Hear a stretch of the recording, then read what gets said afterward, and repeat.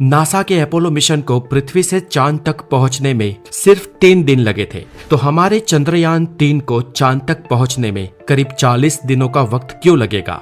दोस्तों, I guess the knowledge के ज्यादातर सदस्य इस सवाल के जवाब को जानते हैं, लेकिन जो कोई नहीं जानते हैं उनके लिए ये वीडियो बनाई गई है। नासा ने भेजा Apollo mission United states of America के कैंप से यानी कि केनावेरल से प्रक्षेपण के बाद सिर्फ 3 दिन में चंद्रमा पर पहुंच गया था, जबकि अंतरिक्ष यान चंद्रयान 3 पृथ्वी से चंद्रमा के बीच की दूरी करीब 3,84,000 किलोमीटर को काटकर 40 दिन बाद चांद पर पहुंचेगा। तो आखिर इसरो यानी कि हमारा भारत चंद्रमा पर पहुंचने के लिए इतना लंबा रास्ता क्यों अपना रहा है? तो दोस्तों, इतना लंबा रास्ता अपनाने की कुछ खास वजह है और हमारे देश भारत ने ही इजाद की कुछ नई टेक्निक्स है। भारत ने चंद्रयान 3 को 14 जुलाई साल 2023 को श्रीहरिकोटा से लॉन्च कर दिया है और वो चांद पर 23 अगस्त साल 2023 को इवनिंग के टाइम पहुंचेगा। इस तरीके से चंद्रयान 3 ने पहला मिशन पूरा करने के बाद दूसरी परीक्षा भी पास कर ली है।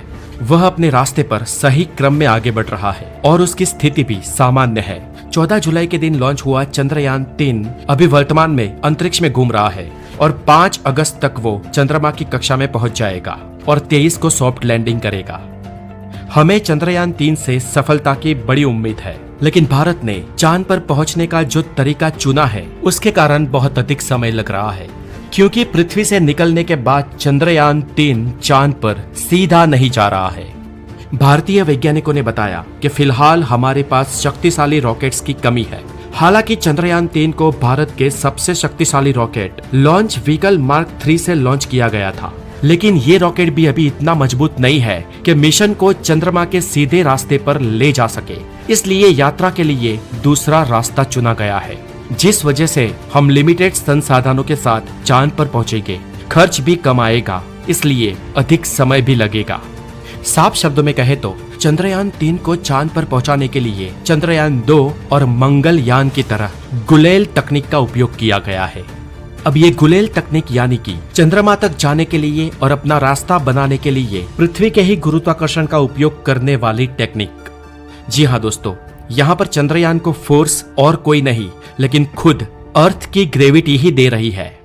दोस्तों, अगर मैं आपको इसे पूरा समझाऊं, पूरा घटनाक्रम बताऊं, तो सबसे पहले चंद्रयान 3 जब 14 जुलाई को लॉन्च हुआ तो सबसे पहले तो दोनों बूस्टर रॉकेट स्टार्ट हुए और रॉकेट लॉन्च के करीब 108 सेकंड बाद करीब 45 किलोमीटर की ऊंचाई पर इसका लिक्विड इंजन स्टार्ट हुआ और रॉकेट की रफ्तार 6435 किलोमीटर पर आवर हो गई। अब इसके बाद 130 सेकंड बाद यानी कि आसमान में करीब 62 किलोमीटर की ऊंचाई पर 2 बूस्टर्स रॉकेट से अलग हो गए और रॉकेट का मेन इंजन स्टार्ट हो गया। अब इन दोनों अलग हुए बूस्टर रॉकेट्स को इसरो के वैज्ञानिकों ने सॉफ्टवेयर की मदद से समुद्र में गिरा दिया और मेन इंजन अभी भी चंद्रयान 3 को लेकर आगे बढ़ता रहा। इसके बाद करीब 200 सेकंड बाद रॉकेट से हीट शील्ड अलग हो गई और यहाँ तक ऊंचाई थी करीब 114 किलोमीटर। इसके बाद रॉकेट और आगे बढ़ा और करीब 307 सेकंड पर रॉकेट से लिक्विड इंजन अलग हो गया और इसके बाद रॉकेट में क्रायोजेनिक इंजन स्टार्ट हुआ और वो चंद्रयान 3 को लेकर पृथ्वी की कक्षा में पहुंच गया। यहाँ पर रॉकेट की रफ्तार 36,000 किलोमीटर प्रति घंटे हो गई थी और कुछ दूर जाकर क्रायोजेनिक इंजन भी बंद हो गया और चंद्रयान 3 से अलग हो गया और करीब लॉन्चिंग के 16 मिनट बाद चंद्रयान 3 पृथ्वी की कक्षा में स्थापित हो गया। दोस्तों, यहाँ पर आप समझिए कि यहाँ तक चंद्रयान 3 को जो कोई भी लाया वो रॉकेट था और उसके इंजन थे। अब यहाँ पर चंद्रयान 3 अलग हो चुका है और आगे का रास्ता उसे खुद को अकेले तय करना है, क्योंकि यहाँ से आगे रॉकेट का कोई फोर्स नहीं लगने वाला है। यहाँ से आगे होगा ये कि ये जो चंद्रयान 3 पृथ्वी की कक्षा में पहुंच गया है उसे इसरो के वैज्ञानिक इशारा देंगे और थोड़ा सा फोर्स और बस ये पृथ्वी के आसपास पृथ्वी की ग्रेविटी के कारण घूमेगा। इसरो प्रोपल्सल मॉड्यूल से थोड़ा बहुत धक्का या थोड़ी बहुत गति देगा। जब ये यान पृथ्वी के चक्कर लगाते वक्त पृथ्वी के सबसे करीब होगा तो जब उसे थोड़ी सी गति दी जाएगी तो वो ग्रेविटी के कारण और ज्यादा तेजी से घूमेगा। इस तरह से चंद्रयान 3 पृथ्वी के बहुत सारे चक्कर लगाएगा और ये हर चक्कर पहले से बड़ा होगा और पहले से ज्यादा फोर्स वाला और सभी चक्कर अंडाकार होंगे।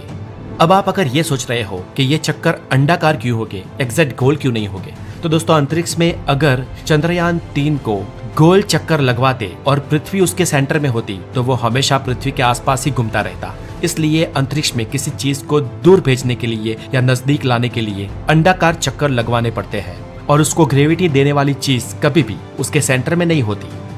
तो दोस्तों इस तरह ऐसे ये अंडाकार चक्कर बड़े होते रहेंगे और कुछ दिनों बाद ये चंद्रयान 3 पृथ्वी की कक्षा से अल्टीमेटली बहुत बड़ा चक्कर लगाकर चांद की कक्षा में पहुंच जाएगा और बस इसरो के वैज्ञानिकों को वहां पर भी थोड़ा सा पुश देना है और उसे चांद की ऑर्बिट में स्थापित कर देना है।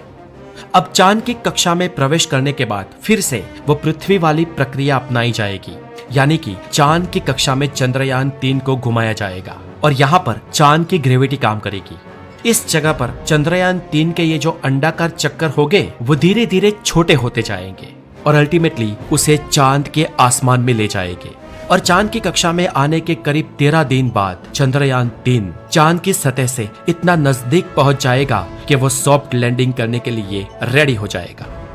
अब दोस्तों चंद्रयान 3 अपने साथ 3 अलग अलग हिस्सों को लेकर जा रहा है, जिसमें सबसे पहला तो यान को उड़ाने वाला हिस्सा यानी कि प्रोपल्सन मॉड्यूल, दूसरा हिस्सा है उतारने वाला हिस्सा यानी कि लैंडर मॉड्यूल और तीसरा हिस्सा है रोवर जो वहां पर उतरकर चांद की सतह पर घूमेगा और जानकारियां जुटाएगा।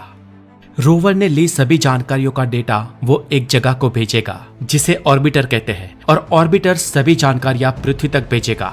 हालांकि इस बार हमने ऑर्बिटर नहीं भेजा है क्योंकि चंद्रयान 2 मिशन में हमारा ऑर्बिटर सक्सेसफुली चांद के ऑर्बिट में स्थापित हो गया था, इसलिए इस बार ऑर्बिटर वही रहेगा, चंद्रयान 2 वाला। अब जैसे ही चंद्रयान 3 चांद की सतह से 100 किलोमीटर की दूरी तक पहुंच जाएगा, वैसे ही प्रोपल्सन मॉड्यूल से लैंडर अलग हो जाएगा। इसके बाद लैंडर अपनी कक्षा में अपनी स्पीड कम करेगा और अंत में लैंडर खुद के साथ रोवर को लेकर चंद्रमा की सतह पर सॉफ्ट लैंडिंग करेगा। चंद्रयान 3 की चांद की सतह पर यह लैंडिंग 23 अगस्त 2023 की शाम 5:43 पर होने वाली है, लेकिन वहां की स्थिति को देखते हुए उसमें थोड़ा बहुत बदलाव भी हो सकता है। अब दोस्तों इस पूरे मिशन का सबसे कठिन पार्ट जो है वो है चंद्रयान 3 की सॉफ्ट लैंडिंग करवाना और इसलिए इस पूरे लंबे मिशन में आखिरी 15 मिनट ही सबसे कठिन समय होता है। इस बार चंद्रयान 3 की सॉफ्ट लैंडिंग के लिए 2 स्थान पसंद किए गए हैं। अगर एक स्थान पर ये नहीं उतर पाता तो दूसरे स्थान को मुकम्मल किया जाएगा। हालांकि दोनों ही स्थान चांद के साउथ पोल में ही है। अब जैसे ही चंद्रयान 3 चांद पर उतर जाएगा, इसरो के वैज्ञानिकों के कमांड पर रोवर एक्टिवेट हो जाएगा और वो चांद के सतह पर नीचे उतरकर दौड़ने लगेगा और इसके बाद चांद की सतह पर रोवर आगे बढ़कर अपने प्रयोग करेगा।